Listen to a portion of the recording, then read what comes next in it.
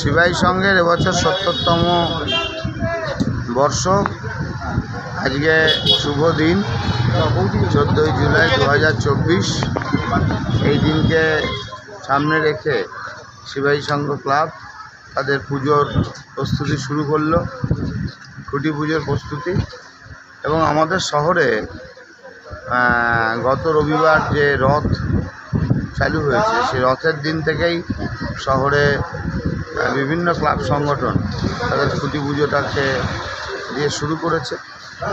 বাংলার দুর্গা উৎসব বাংলার মাননীয় মুখ্যমন্ত্রীর ছোঁয়ায় ইউনেস্কো সম্মানে ভূষিত হওয়ার পর পুজোর সংগঠকরা আবার নতুনভাবে তারা উৎসাহিত হয়েছে এবং নিউ ব্যারাকপুরের মতন ছোট্ট শহর এখন খুঁটি পুজোটাও একটা উৎসব।